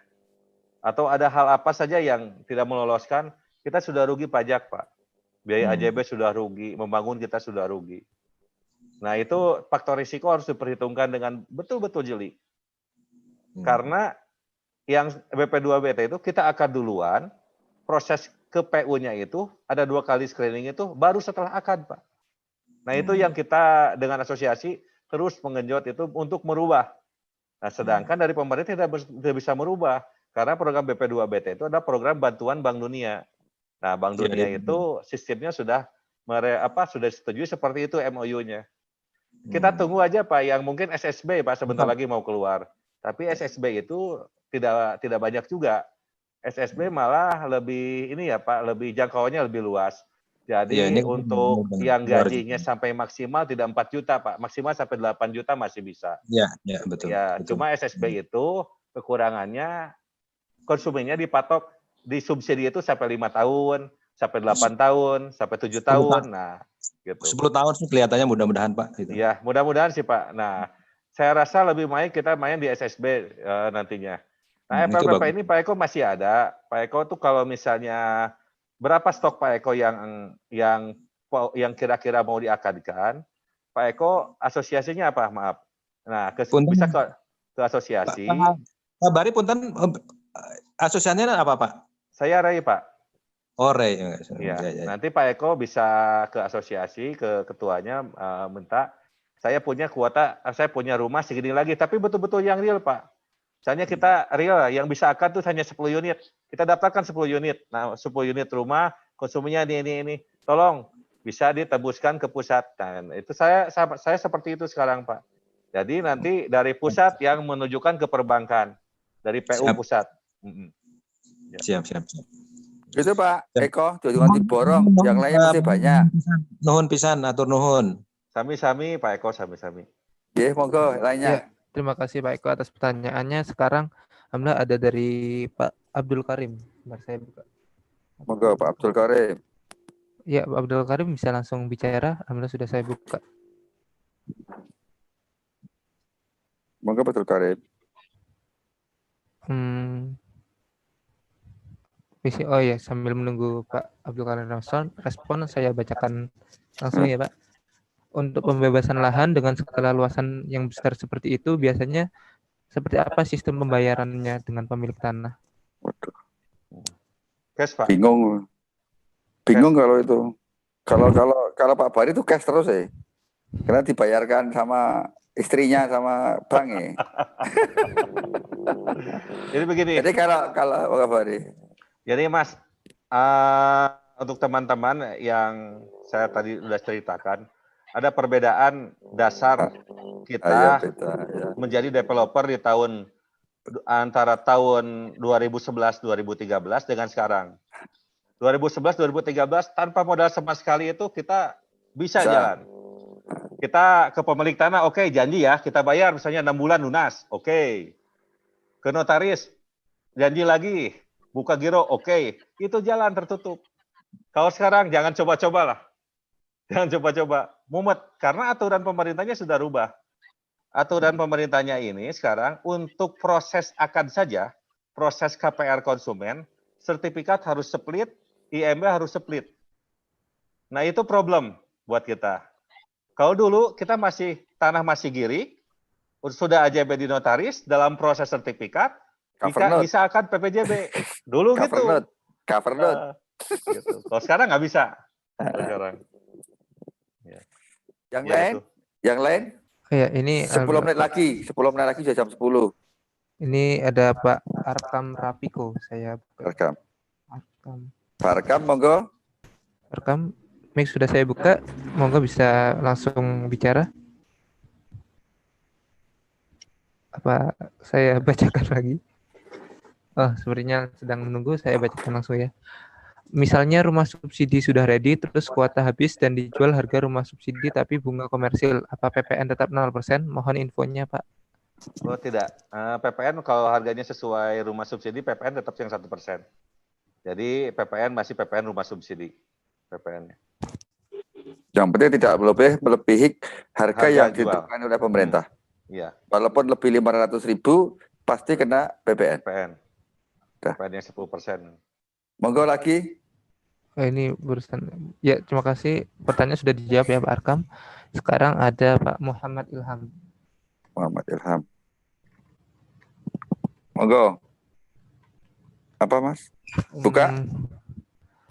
Pak Muhammad Ilhamnya sudah live. Jadi langsung saya skip aja ke Pak Muhammad Sofyan. Muhammad Sofyan. Ya Pak Muhammad Sofyan, mic sudah saya buka. Oke, bisa langsung bicara. Iya. Ya, terima kasih Pak. Ya, untuk restruktur, ada suaranya ya? Ada Pak. Dari mana Pak Sofyan? Dari Samarinda Pak. Oh, Pak Bambang. Ya, dari Samarinda Pak. Iya, saya mau nanya ini untuk restruktur KYG itu biasanya sistemnya seperti apa Pak ya? Gitu ya. Kan kebetulan saya sudah ambil KYG itu kan. Kemudian kalau restruktur itu biasanya seperti apa dia mohonnya Pak? Model sistemnya apakah penundaan bayar bunga atau seperti apa Pak dia? Seperti itu dia. Atau pemotongan bayar bunga misalnya bayar bunganya 50% atau seperti apa Pak ya? Untuk itu restruktur KYG. Itu Pak. Untuk KYG kan pertama prosesnya yang bisa direstruct itu adalah konsumen yang dengan kondisi baik. Kondisi baik itu berarti konsumen selalu melakukan pembayaran cicilan dengan tepat waktu. Nah, itu yang bisa direstruct. Setelah itu yang direstruct untuk KIG itu kan kita KIG itu bayar bagi hasilnya saja atau bayar bunganya saja. Nah, bunganya itu ada bunga khusus yang dipotong. Kalau yang di sini yang dialami yang di Tasik ini bunganya dari 13,5 itu sampai ke sekitaran 10,5. Tapi apabila kita betul-betul tidak bisa melakukan pembayaran, negokan saja Pak dengan bersurat. Negokan untuk kita tunda sama sekali tidak bayar. Nah, nanti jangka waktunya yang berubah, jangka waktu PK-nya itu akan berubah kalau bisa disetujui. Tapi yang terjadi di sini rata-rata tidak disetujui semua, tetap harus ada pembayaran bunga meskipun ditentukan bunganya berapa oleh perbankan. Gitu, Pak. Oh gitu ya. Tidak boleh nol. Yang teman-teman yang sudah ada Pak, emang masih ada yang pembayaran Pak. Masih pembayaran, jadi tidak nol semuanya. Mas Bari, ada satu pengalaman nih. Kemarin saya bantu, namanya pilihan ketiga, yaitu asimilasi apa namanya? Yang namanya terakhir. Apa namanya? Jadi ada yang betul-betul kita tidak bayar pokok dan bunga, Pak. Tidak bayar pokok dan bunga itu jangka waktunya 6 bulan dan 12 bulan. Ya, benar. Nah, cuma yang bisa disetujui sampai ke sana itu ditentukan oleh perbankan. Kalau ya, saya sih maunya juga sama, saya juga maunya ya jangan dulu bayar pokok sama bunga. Tapi nggak disetujui, Pak. Nggak disetujui ya. Jadi kalau gini Pak tetap Fahri, harus bayar bunga. Kalau yang kemarin saya negokan, akhirnya close, saya nemui sendiri, itu tidak hanya dapat asimilasi apa namanya itu sampai 6 bulan. Bunga 6 bulan itu ya dibayarkan oleh pihak perbankan. Terus itu kena hanya setahunnya 1%.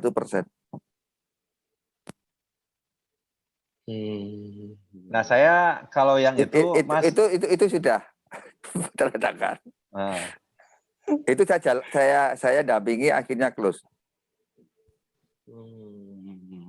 Jadi kalau untuk ini Pak pernah nggak Pak Bambang misalnya yang KIG-nya macet kemudian mungkin setelah beberapa bulan dia mau bergerak lagi, nah itu seperti apa Pak biasanya? Kalau yang restruct itu kemarin itu yang dikondisikan yang masih sehat Pak. Kalau nggak sehat gimana Pak? Kalau nggak sehat Pak? Kalau yang nggak sehat itu nanti negosiasi langsung Pak, negosiasi langsung ya kita bicara kondisinya seperti ini. Biasanya perbankan juga kan tidak mau NPL-nya tinggi Pak.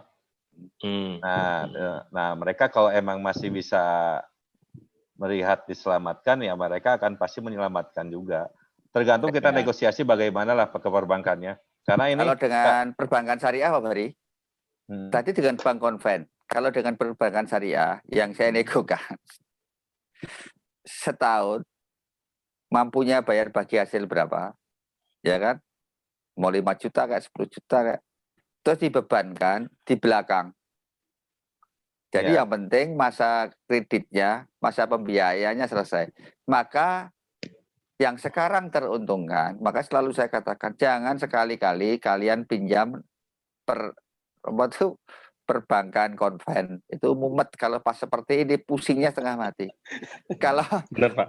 Benar. Pusingnya setengah mati. Dulu saya kasih tahu, selalu saya ngomong ngambil syariah sudah.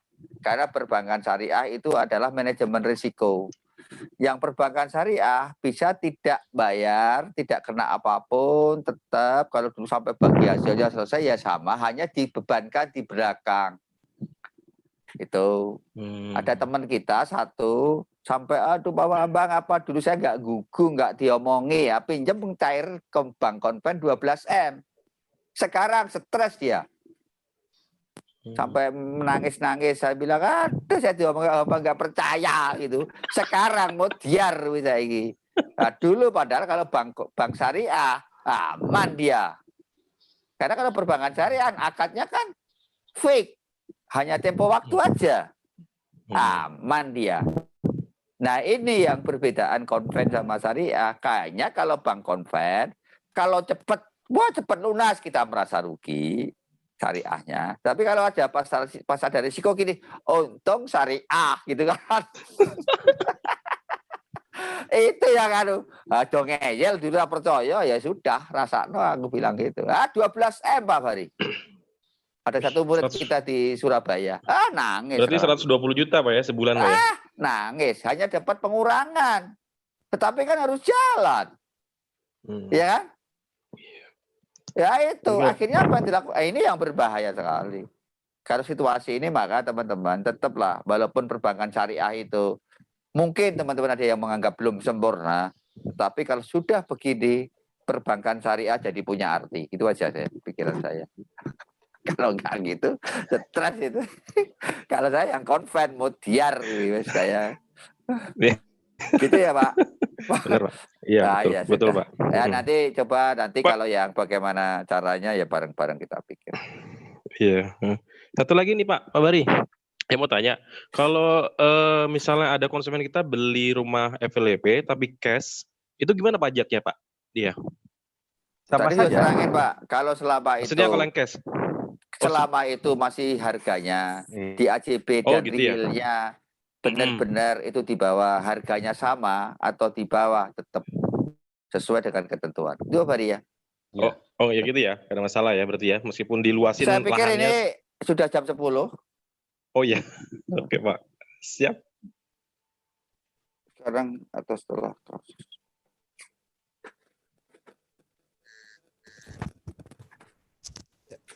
Berarti ini pertanyaan ditutup ya Pak? Ya.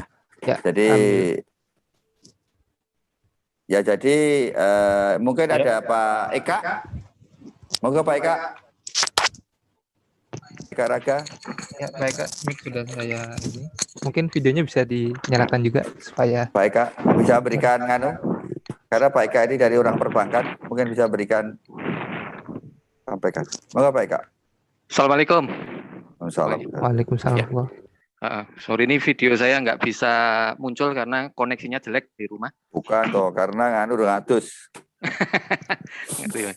Jadi gini teman-teman, saya cuma sekedar share aja mengingatkan bahwa ketika nanti mengajukan restructure kredit, itu harus berhati-hati. Karena ketika kredit kita di restructure, benar-benar masuk restructure, itu kodenya akan berbeda dan itu terekod dalam BI checking kita. Nah, itu nanti kita terrecord pernah ada kredit kita yang bermasalah sehingga direstruktur. Nah, itu hati-hati. Jadi, ketika bernegosiasi, kalau nggak terpaksa, sebenarnya janganlah teman-teman. Kalau terpaksa, pertama yang paling aman sebenarnya minta penurunan suku bunga. Kalau itu semaksimal mungkin, minta penurunan itu masuk akal dan itu tidak terrecord, karena itu reconditioning ya. Tapi kalau sudah masuk ke restruktur, ada penundaan pembayaran pokok, itu berarti nanti akan ada semacam account tab. Jadi kode di kredit kita akan berubah, biasanya seperti itu. Nah itu hati-hati. Jadi kalau nggak terpaksa sekali, janganlah. Coba beberapa hal kayak tadi Pak Bari sampaikan, misalnya ngelepas kafling beberapa, nah itu lebih rasional. Itu aja Pak, mungkin dari saya nambahin. Jadi saya pikir waktunya sudah, tadi Pak Bari izin sebetulnya hanya sampai dengan 10. Terima kasih sekali Pak Bari, sampai mundur setengah jam karena temanya sangat menarik. Ingin tahu wajahnya Pak Bari ini, ya. Alhamdulillah, mudah-mudahan jadi berbagi ilmu, berbagi jariah nih Pak Bari. Paling nggak menginspirasi, mudah-mudahan juga menjadi jalan yang mudahnya Pak Bari dalam usaha di Tasikmalaya. Amin. Insya Allah hari Sabtu, hari Jumat besok, saya ditemani Mas Haris. Mas Haris nemani saya, ya, nemani saya, jangan sendiri dah. Saya jangan sendiri. Saya coba jadi pembicara. Selama ini kan yang ngisi kan teman-teman semua. Saya akan jadi pembicara besok. Pengalaman saya 1,5 pengalaman saya 1,5 bulan ini hanya di ruangan, nggak kemana-mana. Itu kayak apa? Dan karunia alhamdulillah pesantren properti malah diminta oleh pemerintah daerah untuk dijadikan tempat karantina menampung warga sekitar yang ada di Sentolo. Itu sesuai doanya Mas Mas Riko. Ya, Mas Riko ya. DO-nya Mas Riko, terus dibuka Mas Riko. Ya, dibuka Mas Riko. Ya, itu sebenarnya doanya Mas Riko bahwa Bang mungkin jadi keberkahan Sentolo suatu saat besok itu dipakai aja untuk menolong banyak orang. Nah, itu mungkin itu terkabul doanya Mas Riko. Kemarin ada permintaan dari kelurahan, tapi saya minta bukan dari kelurahan, kita siapkan semaksimal mungkin di pesantren properti ya untuk dipakai tempat karantina warga yang ada di sekitar karena mulai banyak yang mudik ya, itu yang akan tempat karantina. Terakhir sebelum saya tutup, kita ketemu hari Jumat besok dan terakhir gongnya monggo pesan dari Mas Riko. Mas Haris ketemu saya hari Jumat. Pokoknya nemani saya lah. Apa nih Pak? Ya penutup lah, penutup. Biar Pak Bari Mas Haris aja Pak yang Kang Bari aja Pak yang buka, Kang Bari yang tutup. Oh Kang ya, Bari, Pak. Pak Bari monggo penutup. Ya. Pak Bari. Ya untuk penutup ya teman-teman, mudah-mudahan kita semua diberikan keselamatan dan kemudahan dalam menjalankan usaha kita. Karena walau bagaimanapun juga kita hanya bisa berikhtiar dan mengharapkan ridho dari Allah Subhanahu wa taala. Amin. Nah, itu saja mungkin dari saya, tetap optimis karena walau bagaimanapun juga saya mungkin sudah seperti Mas Bambang ya, istiqomah dalam properti. Karena kalau yang saya alami udah dalam perjalanan panjang ini, di properti itu lebih banyak manisnya daripada pahitnya. Karena sudah jadi kontraktor, jualan di pasar Beringharjo, jualan kain, jadi bordir, macam-macam, itu kan? Iya. Sudah macam-macam. Iya, betul. Jadi ya sekarang menghadapi situasi sulit ini ya semuanya juga sedang sulit ya. Kita tetap optimis. Yang penting kita jaga kesehatan kita dengan stres. Nah itu saja mungkin Mas untuk teman-teman. Ya. Pasti ada jalan lah. Pasti ada jalan untuk situasi yang kita alami ini. Ya. Untuk teman-teman juga yang baru belajar jangan kecil hati. Nitip untuk yang baru mau buka, pelajari dulu marketingnya. Satu itu aja. Bagaimana cara menjual itu harus dipelajari. Itu saja. Ya. Besok ada kelas sendiri yang khusus marketing, itu saya yang isi besok. Oh, ya. Makanya terakhir Mas Haris, tolong dibuka. Ya Pak. Mas Haris usia baru 5 tahun. Ya, di usaha properti. 5 tahun pertama orang usaha, itu dari 10 yang berjalan, itu yang hidup hanya 2. Dari 10, 5 tahun kedua, itu mati semua atau 1, rata-rata. Kalau sudah di atas 10 tahun, sudah tangguh kayak Pak Bari itu. Tidak ada kata nyerah, kecuali jalan dan istiqomah. Itu Pak Bari ya. Nah Pak Mas Haris harus semangat, tidak boleh mundur, tidak boleh kalah oleh satu keadaan. Itu, karena yang lainnya, itu malah membuat kacau yang sudah ditekuni. Itu pesan saya. Kalau itu tidak istiqomah, apapun dijalankan. Karena apapun bisnis properti adalah ujung-ujungnya bisnis. Tantangannya memang jauh lebih berat. Jauh menyita. Tapi sepusing-pusingnya tetap masih oke. Karena, ya Pak Bari ya, tetap masih semangat. Tetap masih terus saja. Jangan pernah kalah. Gitu kan ya? Nah itulah, apalagi di situ ada Mas Riko yang support arsitektur teman-teman. Kalau suatu saat ada kesulitan, ada hal-hal bagaimana desain rumah supaya di masa corona ini bisa eksis, tolong itu bisa hubungi dengan Mas Riko Tomo. Silakan. Sekali lagi, terima kasih. Pesan saya terakhir untuk Mas Haris, jangan pernah patah, baru 5 tahun, itu cobaan pertama. Jangan mundur, ya, jangan balik. Pokoknya tetap harus jalan. Teman-teman, terima kasih, saya kembalikan. Terima kasih teman-teman, terima kasih Pak Bari dan Mas Riko, Mas Haris, Kang Geri, ya, yang nongol juga pada malam hari ini. Sampai ketemu besok hari Jumat. Saya dan Mas Haris yang akan menemani saya untuk bicarakan masalah ini. Bagaimana pengalaman saya selama 1,5 bulan ini? Tapi alhamdulillah, saya merasa justru ini kesempatan saya bisa saya eksis jauh lebih besar. Ini kesempatan buat saya. Kenapa? Karena mungkin saya masuk ke lembaga pendidikan. Kenapa? Saya tahu caranya, ternyata saya jadi tahu di sekarang. Oh ternyata menjadi pengusaha properti jauh lebih mudah daripada dulu Pak Bari. Benar saya nggak? Jauh lebih mudah daripada dulu. Dulu masih bisa nol ya Pak Bari ya. bisa 0. Sekarang yang kita buat ini Pak Bari, insya Allah jauh lebih mudah lagi. Nah kok bisa? Nah itu bisa kita ngomongin. Ini 1,5 bulan Pak. Dalam hidup saya, hampir 13 tahun, 15 tahun, belum pernah sekali nih di ruangan, di kantor, duduk terus dari jam 9 pagi, sampai jam 1 malam, jam 2 malam, sampai subuh. Baru tidur, itu baru sekali ini saya. Sudah puluhan tahun. Dan itu terjadi pada hari ini. Akhirnya apa? Berpikir bagaimana tuh bisa teman-teman sebagai guru, berpikir bagaimana menjadi pengusaha. Itu jauh lebih mudah di properti Pak Bari. Karena apa? Ya kami konsep saya adalah perjuangan ini. Karena anak-anak bangsa, teman-teman saya akan sampaikan. Selalu saya presentasi. Sekarang tanah di Indonesia itu 80% dimiliki konglomerat Pak Bari. 13% dimiliki oleh perusahaan asing. 7% dimiliki oleh masyarakat sebanyak berapa? 250 juta. Mas Haris tidak boleh keluar, tidak boleh lemah. Itu bagaimana? Ini perjuangan, Mas. Bukan masalah uang dan tidak, Mas. Gitu kan? Gitu Pak Bari ya? Perjuangan. 7% direbutkan, bayangkan tanah yang dimiliki masyarakat itu tinggal 7%. Dan itu diperebutkan oleh 250 juta penduduk. Artinya apa? Ayo sama-sama. Jangan salahkan mereka, jangan salahkan konglomerat, jangan salahkan pengusaha asing, jangan salahkan pemerintah, jangan salahkan pemimpin kita. Kita yang salah. Harus pinter. Nah ini Pak Bari, saya harus salut sama Pak Bari, Kang Geri dan semuanya. Insya Allah yang akan kita sampaikan besok hari Jumat, bagaimana kok bisa lebih mudah? Nah itu yang saya akan sampaikan besok. Setelah 1,5 bulan di dalam ruangan ini saya nggak kemana-mana. Tiap hari pakai sarung, itu kan ya. Tapi pakai sarung juga percuma karena hari bulan puasa Pak Bari nggak bisa kemana-mana gitu ya. Matur nuwun, terima kasih. Assalamualaikum warahmatullahi wabarakatuh.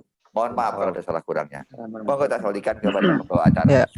Waalaikumsalam warahmatullahi wabarakatuh. Alhamdulillah kita sudah di penghujung acara pada kelas online pertemuan ke sekitar 18 insya Allah kalau tidak salah. Dan alhamdulillah terima kasih kepada guru-guru kita, Pak Bambang Ibnu, Pak Subari, Kang Haris, Kang Reko, ada Kang Geri juga. Alhamdulillah ada Pak Eka juga, ada Pak Bebdit yang mantau dari YouTube. Ya, alhamdulillah. Dan ini kepada Pak Bari sama Kang Reko sama Pak Bambang ada salam dari Asep Basit dari Garut. Wah, terima kasih. Ya, saya matur nuwun Pak Bari, responnya luar biasa karena pengalaman Pak Bari luar biasa. Berarti masih ada kelas Pak Bambang, Pak Bambang. Iya, Pak. Kayaknya memang Kang Bari ini perlu ada kelas khusus, Pak. Oh iya, pasti itu. Oh, pasti. Kalau Pak Bari itu pengusaha LPPP terbesar di Tasikmalaya. Pak Bambang, jadi gini Pak Bambang, Kang Bari itu kalau menurut saya udah kelasnya dokter properti Pak. Oh iya, pasti. Betul Kang Haris ya, betul nggak Kang Haris? Oh, benar. Sudah dokter spesialis. Kalau Mas Haris spesialis dokter. Pak. Bayangin Pak, utangnya besar tapi bisa selesai dalam waktu singkat, meskipun belum selesai tapi bisa menyelesaikan gitu Pak. Itu luar biasa Pak, gitu loh. 3 tahun yang lalu ketemu saya sudah 90 M. Tapi setelah tinggal 40 M sudah lupa saya. Enggak. Moga tak kembalikan. Enggak bisa nanti. Alhamdulillah. Berarti memang sudah kita tutup. Saya mohon maaf kepada Mas Gusti Rizal dari Bandung yang sudah mengirim pertanyaan, Pak Joko dari Semarang, Pak Jai dari Wonosobo dan Pak Fatih dari Banjarbaru yang belum bisa kita sampaikan pertanyaannya. Semoga insya Allah di pertemuan ke depan bisa disimpan pertanyaannya, bisa ditanyakan langsung kepada Pak Bambang dan Mas Haris di pertemuan pada besok Jumat insya Allah. Dan Kang Reko akan mengisi insya Allah pada Rabu 6 Mei. Ya tak temani Mas Reko nanti. Artinya Mas Haris, Pak Bari harus temani. Karena kompak itu ya. Harus 3 orang itu nggak boleh kemana-mana itu. Udah Empire.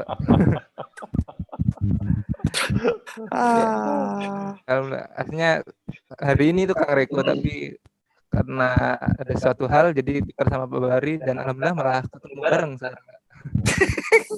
Itu alasan tuh. Alhamdulillah Pak Bari awalnya setengah 10, alhamdulillah menikmati sampai jam 10 lebih seperempat. Ya. Ya, nggak kerasa. Ya. Alhamdulillah. Jadi mari kita tutup perjumpaan pada malam hari ini. Semoga insya Allah ilmu yang kita dapatkan pada malam hari ini insya Allah berkah, apalagi di bulan Ramadan. Semoga ini tolabul ilmi kita. Dan mari sebelum kita tutup, mulai yang Muslim, mari kita ucapkan doa kafaratul majelis. Ya, sekian dari kami sebagai panitia kelas online usaha dan properti. Apabila ada salah ucap atau salah, pokoknya ada salah, mohon dimaafkan. Wassalamualaikum warahmatullahi wabarakatuh. Waalaikumsalam.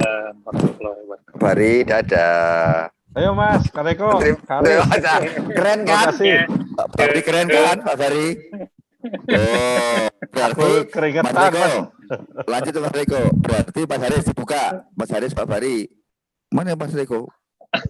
Riko. Iya Pak. Ya, itu. Pak Bari kan sekarang malah kecanduan kan nanti. Iya Kak? Iya Pak, setuju Pak. Iya kan? Seneng Mas Bari. Maaf, Itu kan. udah mulai ini. Iya, semangat ini malah nggak mau keluar itu jadi pengennya online terus tuh Pak Mas Haris. Keren tuh. Jadi pertama keluar keringetnya, sekarang sudah malah nggak keluar keringetnya, malah mau terus lanjut. Gimana Pak Bari? Istrinya udah tidur Mas. Ya tidur ya, bentar lagi disusul ya. Ya, matur nuwun, terima kasih. Ya, terima kasih semuanya. Ya, Assalamualaikum. Waalaikumsalam.